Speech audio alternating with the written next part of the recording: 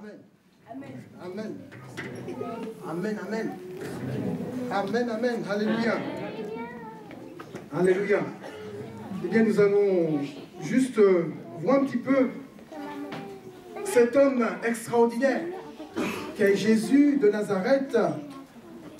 Il faut dire qu'à cette période-là, on ne parle que d'une chose. À cette période de l'année, un peu partout dans le monde, on parle de quelqu'un qui est né. Ça, on ne peut pas le soustraire. On ne peut pas l'oublier. Même si effectivement Jésus n'est pas né le 25 décembre, ça on ne sait pas, on n'a pas de date. Mais je crois que Dieu se sert de tout.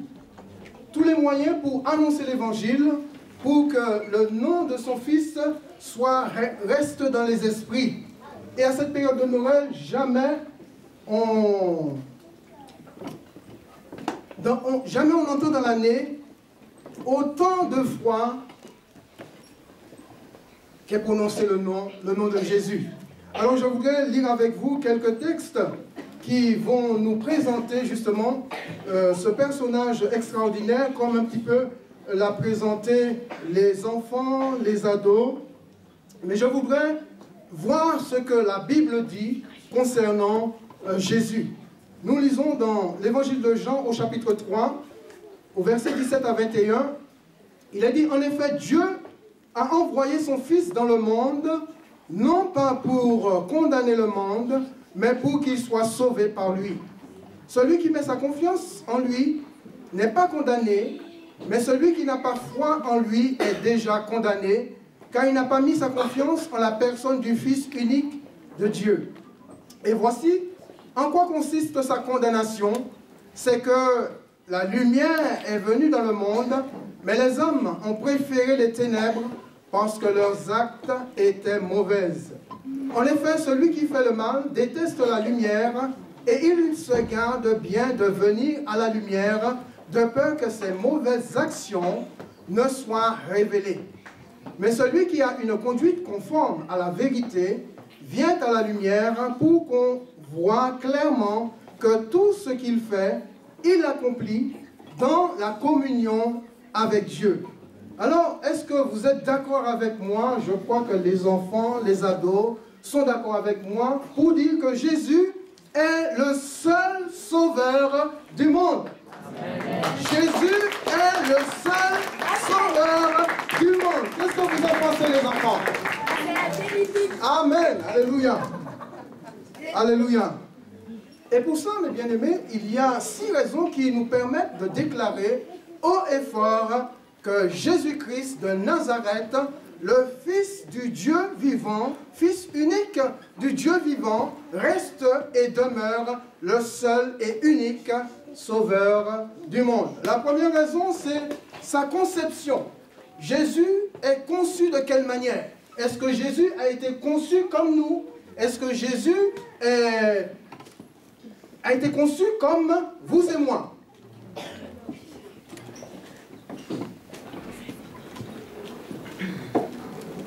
Question? Non. Jésus n'a pas été conçu comme nous. Qu'est-ce qui vous fait dire ça? Donc, sa conception est différente à la nôtre, puisque nous avons été conçus d'un père et d'une mère biologique, mais Jésus a une conception tout à fait différente, une conception miraculeuse.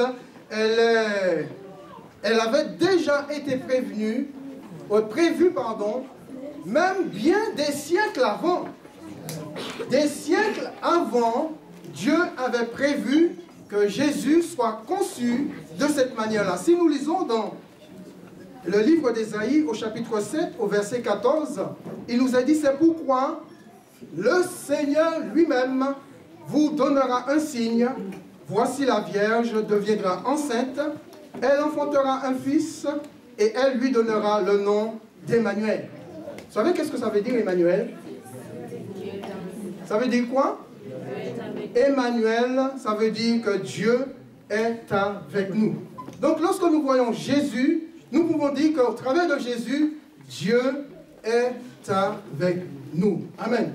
Et quand nous lisons toujours dans le livre d'Ésaïe, au chapitre 9, verset 5, il nous a dit, car un enfant nous est né, un fils nous est donné, et la domination reposera sur son épaule, sur ses épaules, pardon. On l'appellera admirable, conseiller, Dieu puissant, Père éternel, Prince de la paix. Alors, vous savez, ce prophète Ésaïe a vécu à peu près 5 siècles avant la venue de Jésus. Et Dieu va annoncer justement par la bouche de son serviteur qu'il viendrait lui-même sous la forme humaine pour remettre un petit peu de l'ordre dans sa création, l'ordre ou désordre, je dirais plutôt causé par le péché d'Adam et d'Ève dans le jardin d'Éden. Donc c'est la raison pour laquelle il nous a dit, Emmanuel, ça veut dire Dieu avec nous. Donc c'est Dieu qui vient sous une forme humaine remettre de l'ordre dans sa création. Et on voit qu'au travers de ce que dit Ésaïe, Jésus a les mêmes caractéristiques que Dieu lui-même, puisqu'il est lui-même Dieu. Alors, l'enfant est appelé admirable, conseiller, Dieu puissant, Père éternel et Prince de la paix. Et je crois que Dieu, si Dieu nous a donné ces précisions, a fait ces précisions concernant Jésus, c'est pour que le monde sache qu'il n'avait pas affaire à un enfant ordinaire, mais à un enfant tout à fait extraordinaire. Ce que Dieu dit, il l'accomplit, car des siècles après, la prophétie annoncée par Ésaïe le prophète va trouver son accomplissement et se réaliser dans une vierge qui s'appelle du nom de Marie. On lit dans Luc, chapitre 1er, versets 26 à 38. Il nous a dit 6 jours plus tard, Dieu envoya l'ange Gabriel dans une ville de Galilée appelée Nazareth, chez une jeune fille liée par fiançailles à un homme nommé Joseph, un descendant du roi David. Cette jeune fille s'appelait Marie. L'ange entra chez elle et lui dit, « Réjouis-toi, toi à qui Dieu a accordé sa faveur, le Seigneur est avec toi. » Marie fut profondément troublée par ces paroles. Elle se demandait ce que signifie cette salutation. L'ange lui dit alors, « N'aie pas peur, Marie, car Dieu t'a accordé sa grâce, sa faveur. Voici bientôt tu seras enceinte et tu mettras au monde un fils. Tu le donneras le nom de Jésus. Il sera grand, il sera appelé fils du Très-Haut, et le Seigneur Dieu lui donnera le trône de David, son ancêtre. Il régnera éternellement sur le peuple issu de Jacob, et son règne n'aura point de fin. » Marie dit à l'ange, « Comment cela se fera-t-il, puisque je suis vierge ?» L'ange lui répondit, « L'Esprit Saint descendra sur toi, et la puissance du Très-Haut te couvrira de son ombre. C'est pourquoi le Saint-Enfant qui naîtra de toi sera appelé Fils de Dieu. » Cette faveur, ou cette fameuse conversation entre l'ange et Marie met en évidence ce que Dieu avait promis des siècles avant par la bouche de son serviteur et qui trouvait son accomplissement au travers de cette jeune fille vierge fiancée à Joseph du nom de Marie. Alors Marie était le signe donné par Dieu lui-même, parce qu'il nous a dit, le prophète disait, le Seigneur lui-même vous donnera un signe. Le signe n'a pas été donné par un homme, le signe n'a pas été donné par une religion, le signe a été donné par Dieu lui-même, et ce signe concernait une vierge qui enfanterait un fils dont elle devait donner le nom de Jésus. La seconde raison qui nous pousse à dire que Jésus est le seul et l'unique sauveur du monde, c'est sa mort. La venue de Jésus sur la terre était nécessaire, indispensable, pour qu'à nouveau l'ordre règne dans la création de Dieu. Et donc, Jésus est venu pour être l'agneau qui devait s'offrir en sacrifice pour le rachat de nos péchés. Et quand on lit dans l'évangile de Jean au chapitre 1er, verset 29, un jour que Jean le Baptiste va voir Jésus arriver, eh bien il va s'écrier, voici l'agneau de Dieu qui ôte le péché du monde. Voici l'agneau de Dieu qui ôte le péché du monde. Il fallait un sacrifice parfait, sans tache, sans péché, un agneau sans tache, sans défaut, pour satisfaire à la justice divine. Et c'est la raison pour laquelle lorsque Jean le Baptiste voit le Messie arriver, il dit, voici l'agneau sans tache. Aucun homme ne pouvait offrir leur vie en sacrifice pour que cela satisfasse la justice divine. Et Dieu a choisi Jésus comme l'agneau qui devait être sacrifié pour nos péchés. Alors, dans Luc, au chapitre 23, versets 33 à 43, il nous est dit, ça parle de la mort de Jésus, lorsqu'il fut arrivé au lieu appelé le crâne, on clouera Jésus sur la croix, ainsi que deux bandits, l'un à sa droite et l'autre à sa gauche. Jésus pria, Père, pardonne-leur car ils ne savent ce qu'ils font. Les soldats se partagèrent ses vêtements en les tirant au sort. La foule se tenait tout autour et regardait.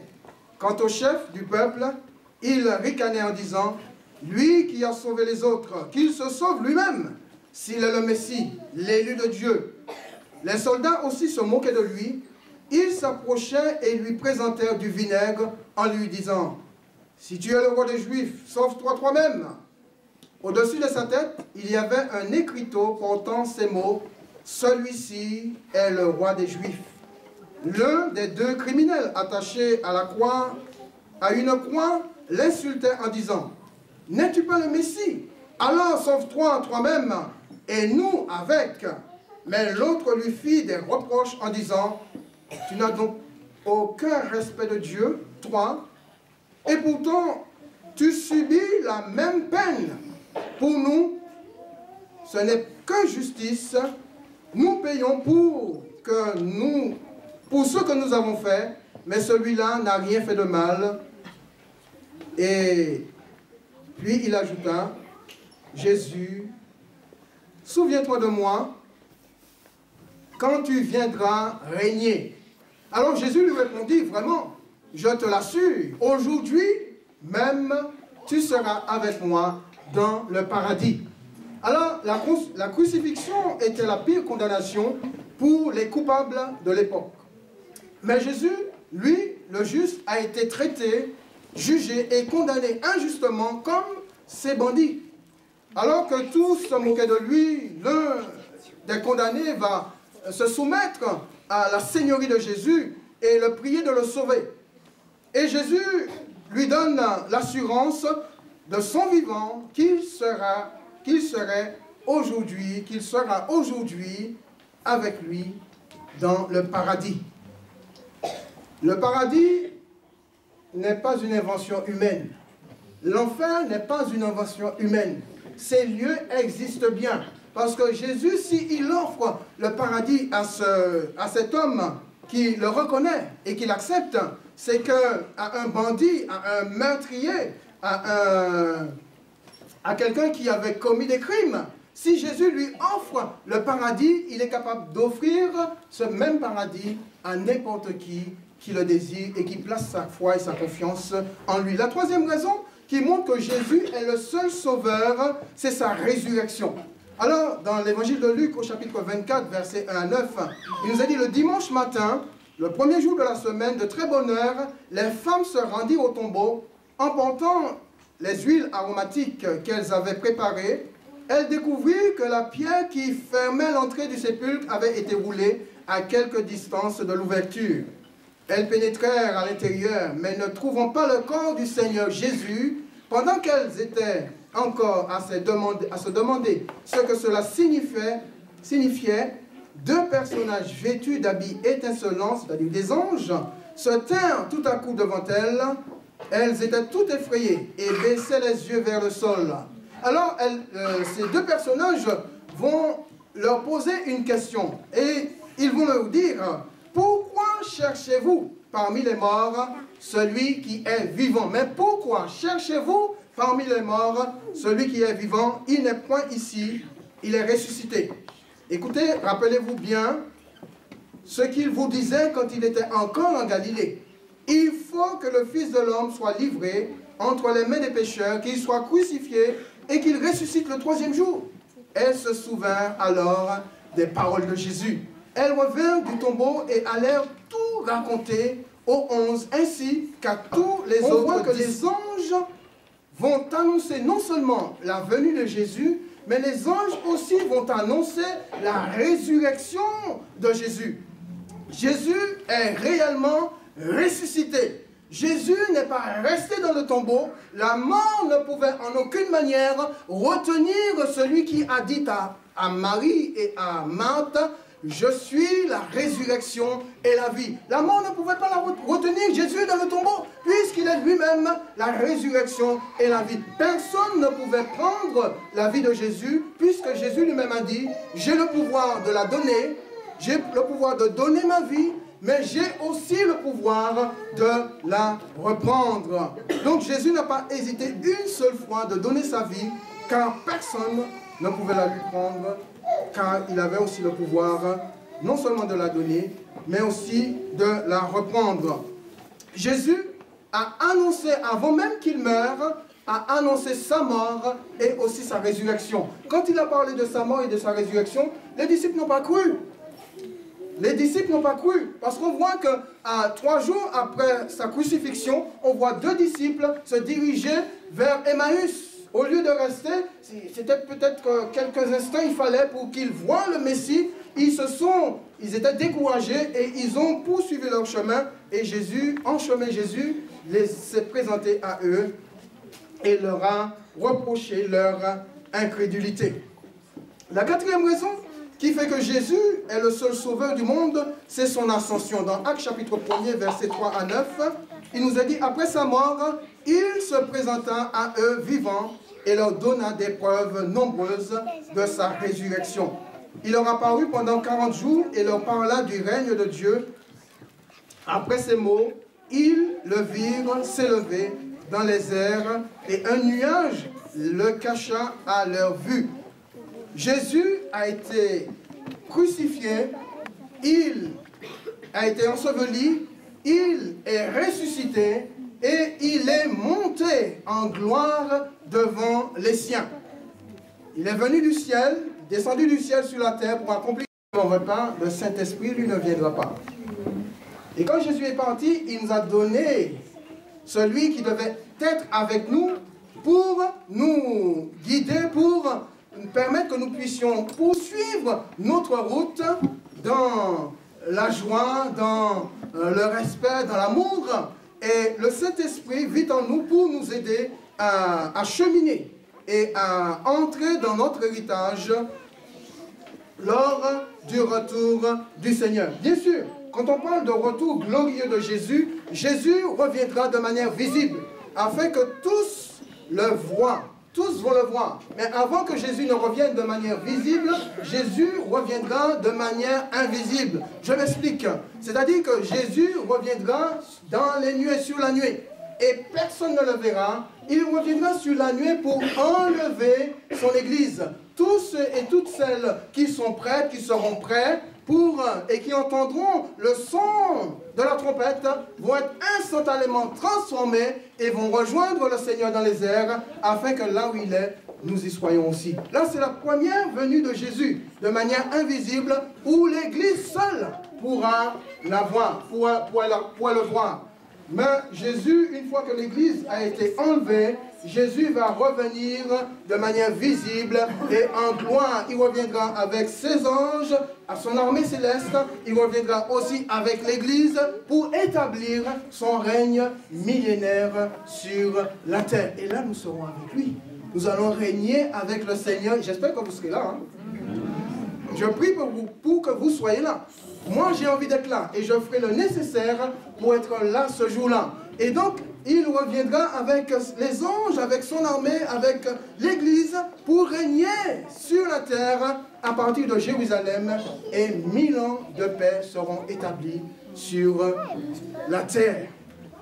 Et la dernière raison qui fait que Jésus est le seul sauveur du monde, c'est que Jésus passe de sauveur à juge.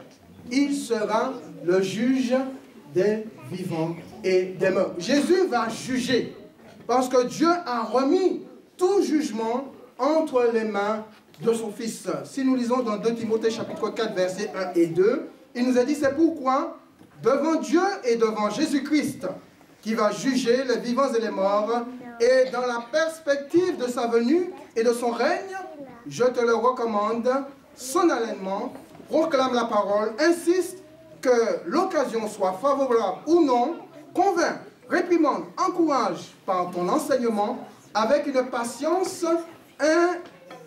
inlassable.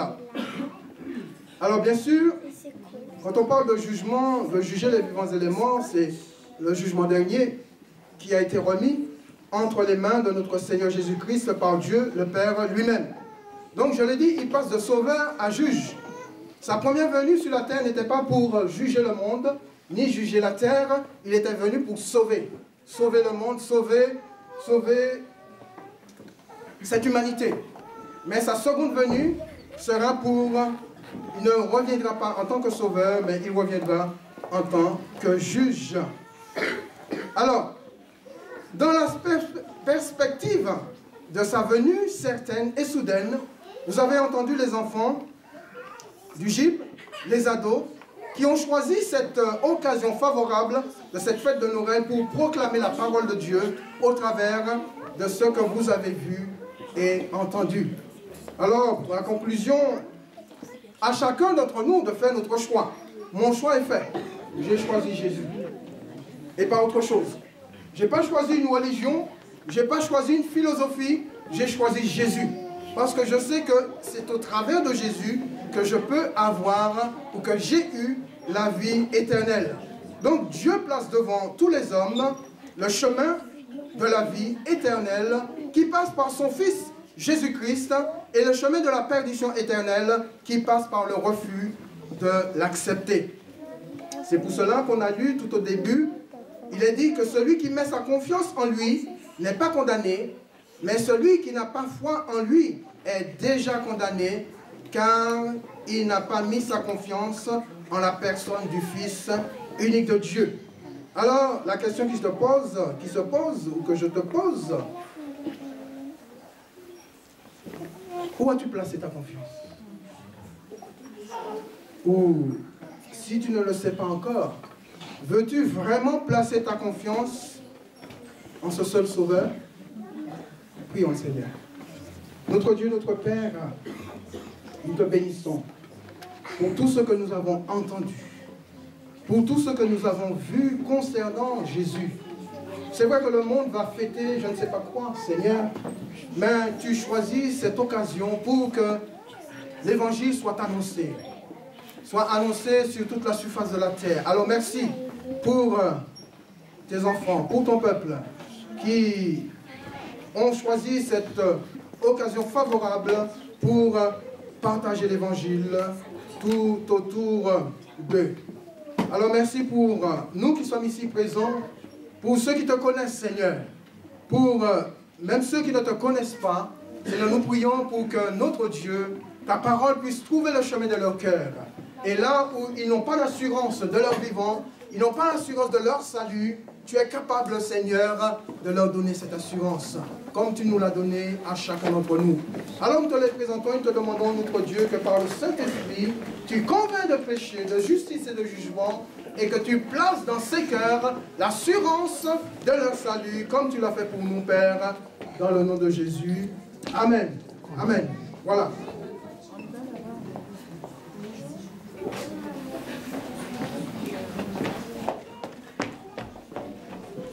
Voilà toute l'histoire, toute la belle histoire de notre Sauveur et Seigneur Jésus-Christ.